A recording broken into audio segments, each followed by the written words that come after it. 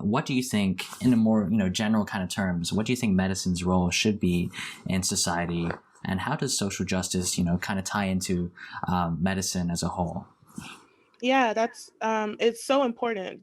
We can't. Hey guys, welcome to another episode of the podcast. My name is Jericho. Today, I'm super excited to be here with Brianna.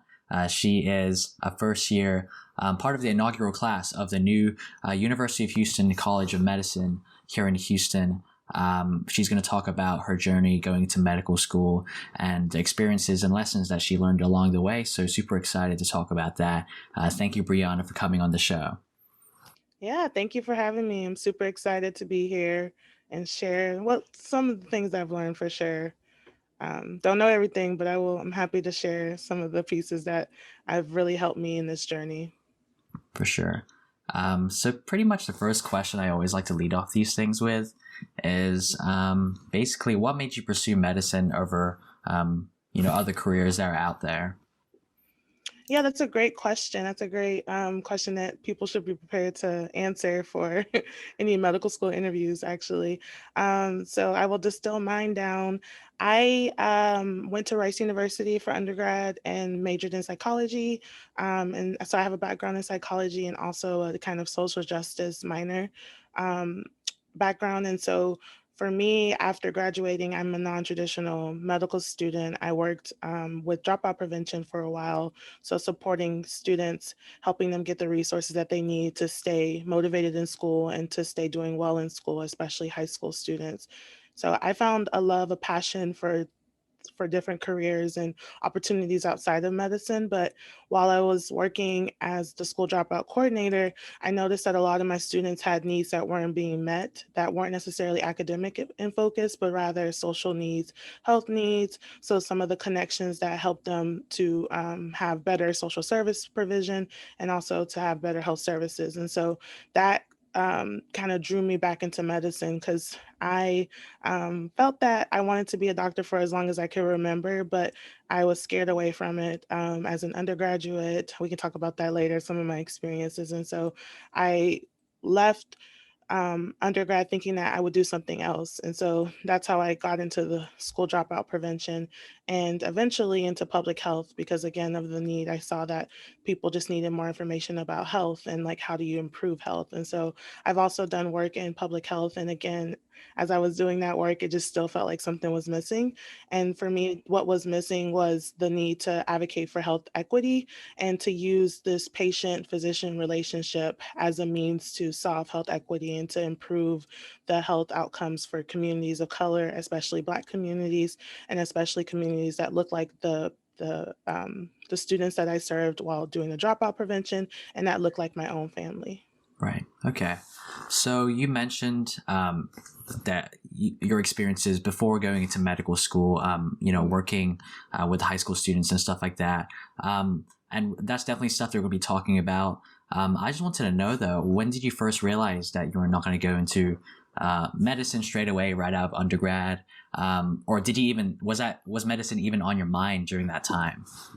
It was. So I went into Rice. I actually was between Rice University and University of Texas, and ended up choosing Rice for some of the better financial aid, to be real, but also just because Rice is so close to the medical center. And so I wanted to be closer to have that experience of working early on with physicians who were be mentors for us at Rice. And so I chose Rice because of its well-known like abilities to get people into great medical schools and to give them the education that they need to get there. But what that is code for is that it's really hard. Like the pre-med program in Rice was really difficult, and I struggled, especially in organic chemistry. So full disclosure, I failed orgo the first time I took it, and that was, I think, a jarring moment for me because I had been on this trajectory of like, oh, I'm going to go into medicine. I've been thinking this since I was 8 or 9 years old, and failing. And in high school you do well in all your classes, you do great in all the I'm blanking on what they're called, but I pre-AP and AP classes, like the science classes. And then I got to Rice and I wasn't doing so well. And I started to just slowly question, like, is this the right move for me? Or is this something that I've been holding on to that's not necessarily a good fit anymore? Especially when I was doing well in my psychology classes and enjoying them. So failing Orgo, I think made me take a deep dive and do some like introspection and reflection on why I wanted to go into medicine, what my study skills were, and then also just thinking about if there were other like career opportunities that would be a better fit. And so that happened my junior year at Rice. And so after failing, I took that last semester, the last year and the last half of the junior year to explore other options. And so when I graduated, I had completely dropped medicine at that point. But again, about a year into being a school dropout prevention coordinator, I just realized that medicine was something that I still wanted and that I had been scared of. And so at that point, I started to take some of the classes that were needed for medical school that I didn't finish. And so I did a individual kind of post-bac class schedule, taking classes here actually at the University of Houston and the University of Houston downtown to fill those requirements and then study for the MCAT. Okay. So right out of undergrad, you went out into the workforce. What kind of experiences have made the most impact on you in your journey to med school?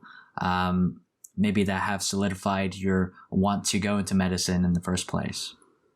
Yeah, thank you. That's a great question. I know I'm now a physician that will be completely different than I would have been if I would have gone straight through. I think just taking time to explore other interests, of course, like I did, maybe not because of the reasons I did, but still getting an opportunity to explore different things is so important because it does give you a different perspective. For me, my interest in public health kind of really cemented the lens I'm going to take as a physician, right? So public health, kind of preventive medicine. So not only are we thinking about just like how do we treat people, how do we treat them for disease, but how can we also promote holistic health and wellness too. So not just the absence of disease, but also the promotion of wellness. And I think that is a very clear skill that I've learned while being a public health student and while also working as a public health professional and also as the dropout prevention and like kind of school and education realm. So for me, this kind of need to understand that, like, I'll just give you a tangible example. My family has chronic diseases that are very rampant, right? Diabetes is everywhere, heart disease. And you could talk to my mama. She knows she's not supposed to be having sugar. We had to talk about this yesterday during the Super Bowl. But for her, like, she doesn't always make the best choices for her health. And it could be because she doesn't know, but it's also just because it's not as important for her. But yet, I mean, she sees a primary care provider always, and like she goes, and yet she's still having like kind of similar results where her A1C levels aren't the best. And so for me, thinking about public health is just how can we make better connections with patients so that we can start to improve health and kind of manage and prevent these chronic health conditions. Because I think it's more than just like what a 15-minute visit in a primary care setting can do. It does require a different kind of lens and perspective and interest to think about some of the institutional injustices that we see too. So advocacy on better prices for healthy food and more access to food and more access to quality healthcare. Like these are all things that I've gained in my times since graduating from Rice and also while working as public health provider. And Okay. so that's a short of it, the short, Okay. long. Yeah, for sure. So you mentioned a little bit before. You don't think you would have been the same physician if you didn't have those gap year kind of experiences. Mhm. In what ways do you think your experiences will help you become a better physician once you graduate med school and get into the workforce as a new doctor? Yes, thank you. That is a great question too, because I always go back to my experiences with failing orgo. I think failing before you get to medical school is so important. You don't have to fail a class, but just like not doing well in something, it really does kind of, I think, build perseverance and also resilience. Some of our classmates, I'm noticing that this is kind of the first time that they're not necessarily doing well in school, right? Because P equals MD. We're all trying to pass. And whereas before, many of us were A students. And this isn't just true of like our class at U of H, College of Medicine. This is true for many of my friends and colleagues who are in other medical school programs. But for them, for a lot of medical students, when they get to school, it's a medical school, it's the first time that they're really struggling. And so it can be jarring and it can catch people off guard. But I think having that experience in undergrad where I failed, I kind of am prepared to know that, okay, you still have some work to do. You still have some things that you could improve. And so I learned better study skills. I also learned that there's power in being vulnerable. I wasn't someone who necessarily reached out if I was struggling because I thought it was some kind of personal reflection of me, like, oh, you're not doing well in orgo because you're not trying hard enough. Whereas if I would have approached it from the beginning, like, oh, I'm not doing well in orgo, but there are resources, there are people who I can reach out to, and it's not a reflection of me necessarily that I'm not getting this the first time, that might have helped me be more successful earlier on. So I, yeah, I think that experience really is great to have so that when you do get to medical school, you can be comfortable being uncomfortable because this field is difficult. Going into medicine is much higher stakes because if you don't know something, you're risking your patients. And so it's so important that we learn kind of that strength and vulnerability and Okay. saying, I don't know and I need help. Yeah, for sure. So social justice and things of that nature is definitely a big part of your experiences before going to medical school, and I think it's one of your goals. You said of becoming a physician, right? Addressing those kind of health disparities. What do you think, in a more general kind of terms, what do you think medicine's role should be in society, and how does social justice kind of tie into medicine as a whole? Yeah, that's it's so important. We can't isolate justice from our roles as physicians or in the medical community because we know that our patients, they don't get to separate their lives and who they are and what the world perceives them as just because they come to the doctor's office. If you're a Black woman or a Latino man or an Asian woman, you will be that person in and out of the doctor's office. So it's important that we represent or we have an understanding of people's lived experiences and how those kind of lived experiences affect their health. So I think of our role as physicians as patient advocates, right? We are able to form these really close ties to our patients, and we're given the privilege to know information about them that we can then use with our own privileges as physicians who are respected in society to advocate for better policies for our patients. So my goal for sure in medicine is to be a patient advocate, and that includes like different ways. Like for some people, policy isn't the way for them, but for me it is, like, right? So we can lobby and advocate for different better health policies, but we can also just, I think, serve to do research in a way that supports community health and that supports community engaged health, that puts the patients in the community center to the work that's being done for them. And I think it's an opportunity for physicians to really just change how they interact and how they understand patients when they come in. So not just taking a patient's 5-minute quip and then like their problem statement and then thinking that you know more about them than they do, but understanding that when you come in, when someone comes in, the whole picture of their health includes the social conditions or the social determinants of health, and that we should keep that in mind as we think of health treatments and any prognosis or any treatment plans. And so even just taking that kind of lens is social justice because it really does include the whole person. Okay.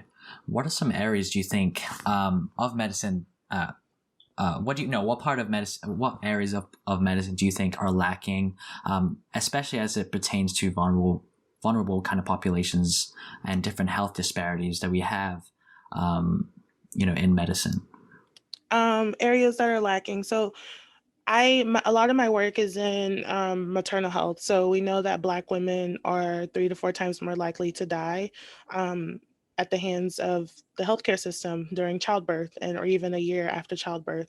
And so for me, that's been kind of my focus and like my passion because it's unacceptable for a lot of reasons, but it's also something that is most of these deaths are preventable, right? So it just takes intentional effort and focus and money to really to really improve kind of these outcomes and to make sure that the institutional racism that we have in our country doesn't continue to perpetuate these kind of injustices that women face. I know a lot of women, or a big statistic around death for Black women, especially, and for women in general, is health complication, health disease. So that's again chronic health. People are having babies when they're sicker, and as a result, like that's putting them at risk. But along with these kind of medical kind of contributions, there's also these social ones where Black women consistently report that they're not heard, they're not listened to, and they don't feel respected by their physicians. And so that's real tangible opportunities for us as the medical field and the workforce to really support and listen to these women and to uplift the work that's going on to bring awareness to these issues. Okay. You've had experience working in the field, public health with kind of maternal health patients. Have you seen any instances where you have seen, firsthand those kind of health disparities play out? Any specific examples, maybe, if you have any? Yeah. So a lot of my work, I do research with Black men also. So just recognizing that maternal and child health isn't just women, it also includes the family. So some of my research has been with Black men to support their own health and so that they're having better health outcomes too, especially for infants. And my work primarily, or at least the last 2 years, I spent work as a project manager doing quality improvement. And so quality improvement is the work that happens within like healthcare systems and within health, um, I guess, departments or different organizational departments within the hospital system. So I worked with labor and delivery nurses, OBGYNs, different kind of primary care providers to improve the health of pregnancy, or not the health of pregnancy, but to improve the health of a woman's pregnancy and the likelihood that she would have a safe pregnancy. And so I've seen kind of some of the examples that women have shared in that space, and like I'm talking about their own experiences and what made them have a particularly good experience while being pregnant, and then some of the ones where they didn't necessarily feel as listened to, or that they didn't feel like their health care was as quality as it could have been. So I think a real tangible example.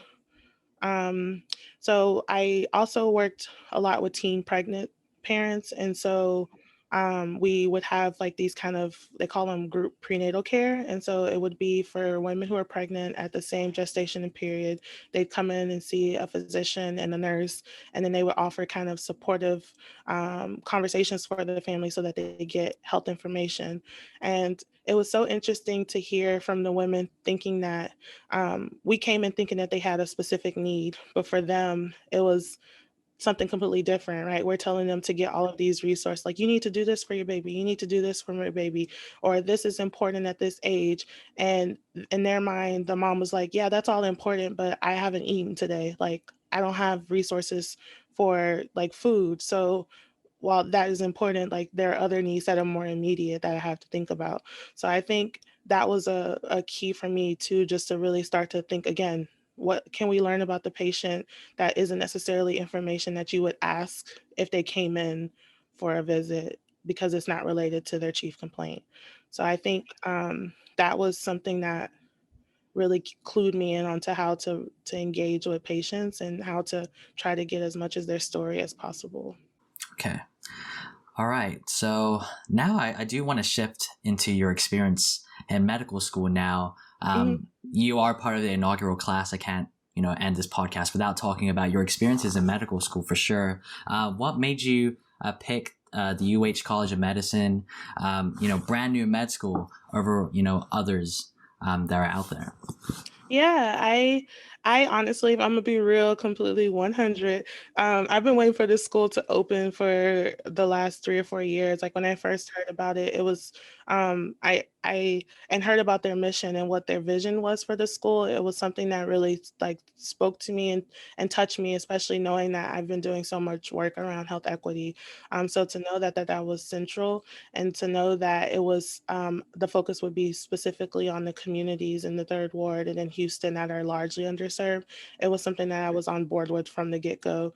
And so it really just worked out that it aligned that I'm a procrastinator and kind of, pushed off my MCAT for 2 or so years. So like because I like kind of pushed back my application cycle, it just really worked out that the school was open at the same time. And I honestly went into it thinking if I get into this school, it's where I'm going, no questions asked. And so last year was a little bit scary just because, they didn't open applications until February. And at that point, I had been accepted to another school and was planning on going there.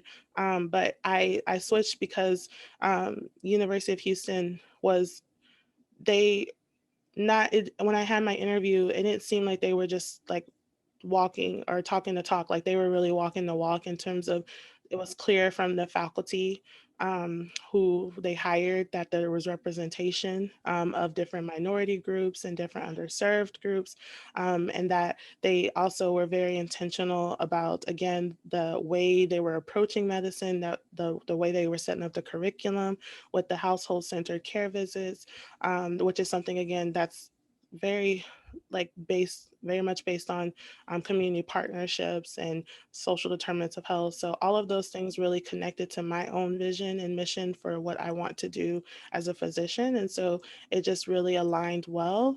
And the scholarship was an added bonus. Like it was a draw for me, but it wasn't the biggest draw because I've said that I would have paid to go here just because it just really, I think we're in a really cool place to be part of this trailblazing group who's going to go on to do wonderful things for the city of Houston. Right. That's cool. Mhm. I do have this other question. Could you talk a little bit about how your transition was going into medical school, maybe the first few weeks? How are you feeling during that time? Was it tough Yeah. or was it not? I mean, what were you how was it? How was the transition? Yeah, I actually just a little quick plug. The Houston Chronicle interviewed me about that last summer because and so that article is out there if y'all want to search for it. But it was so crazy and surreal to be part of medical school and to wake up and come 2 feet down the hallway and sit here at this table and start school. Just because not only did we start at a brand new medical school, but we started in COVID. So like it'd be remiss to like not mention that we are in a pandemic and that has changed what our first year would look has looked like. But I was so grateful, like I was just overwhelmingly just so thankful and grateful to be in this position to start school, just because my family, my mom, she shouted to the rooftops, anybody and everybody that could know that I was going to be a doctor, like she's let them know.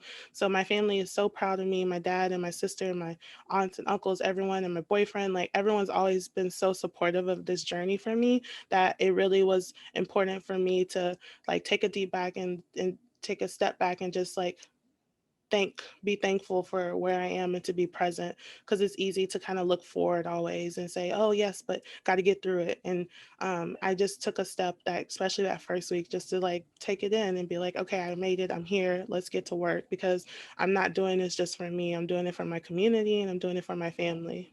That's true. Okay. What is it like being part of the inaugural class? Do you think it would have been any different if you were part of like a bigger, more established kind of school?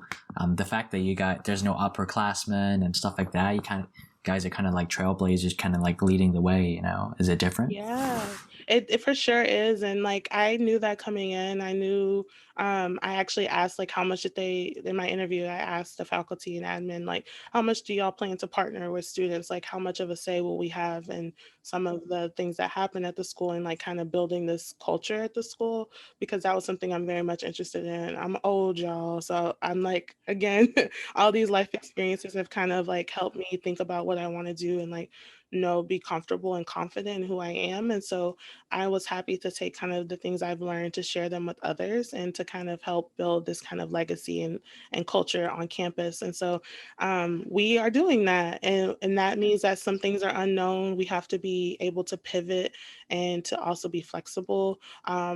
and that's not something we necessarily would have had, for instance, if you go to another school that's been around forever and has their way of doing things. So I think I like the idea of being flexible. I'm comfortable with it. It's been the nature in my job, but it does require a skill. It does require people to kind of go with the flow because, as our dean has said, they're kind of building the plane as they fly it. And so, yeah, it requires flexibility.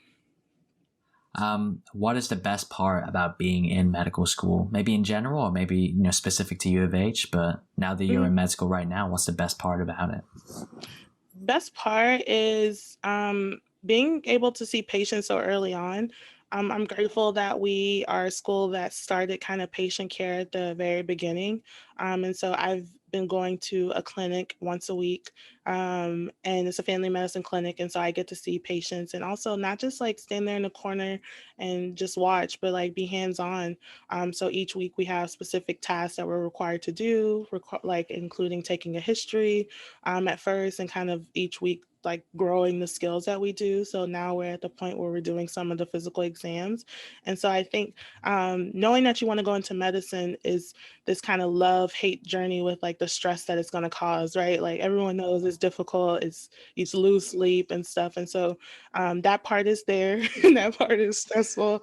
But it all becomes that much more rewarding when you get to go in the clinic and you're like, okay, yeah, this is why I'm doing this. Like, I love this. I love this feeling. And so I think I'm really happy that we got to have that early on because it does kind of balance some of that library time or some of that studying at 2 a.m. time, and really just reminds us why we're all here in the first place. Right. Yeah, I was talking to another U of H College of Medicine student, and they said you guys are, seeing patients right, first year, straight Mhm. away. You guys, other med schools, they don't really see patients, I guess, clinical rotation and stuff like that until like third and fourth year usually. So I think Yeah. that's kind of interesting that you guys are, put into it straight away. Yeah, it's definitely a plus of the program, and, like, again, they were very much intentional about primary care being our focus, and so that's partly why, like, we're getting this longitudinal primary care experience, from the beginning to really kinda motivate us to choose this as the specialty. Okay. Um, yeah, I guess to end things off now, I do have this one last question for you. Now you've gone through, you're in med school right now. You did the whole pre-med thing. You had all your work experiences. What do you wish you could tell your past self about this whole journey? If you could go back in time for a little Mm. bit, what are some things that you would tell yourself to keep in mind? Yeah, that's a great question to end on. Imma think for a second because there's so many things. Um I think trusting the process is really important, just because, again, like it's easy to kind of get bogged down in the details of everything, like studying for the MCAT, then you're applying for applications and applying to schools. I mean, and then you're doing all of your writing all of the secondaries and constantly trying to do well in school, and it just feels like it's going to lead to something great, but at points I think it can be hard and like you can make you want to rethink like why are you doing this in the first place. And so I think trusting the process is so important because even though it's difficult, even though there will be setbacks and difficulties, especially like for those of us who have failed or who have like maybe not the best stats. Just to trust the process and know that what is for you, and you will get there because of the universe, or in my experience, because of God. Like what God has for me is for me, and like nothing can take that away. Um, my mentor told me recently that there's nothing I could do to threaten my future, and like that was, I think, took some pressure off because it's easy, yeah, to have so much pressure on you to always be at your best and always to be excelling, so that if you just take a step back and you trust that process and you let yourself breathe, like it will all work out. And I'm here to support anyone who is who can maybe relate to some of my story, because I know it's not easy being a pre-med and trying to get into medical school.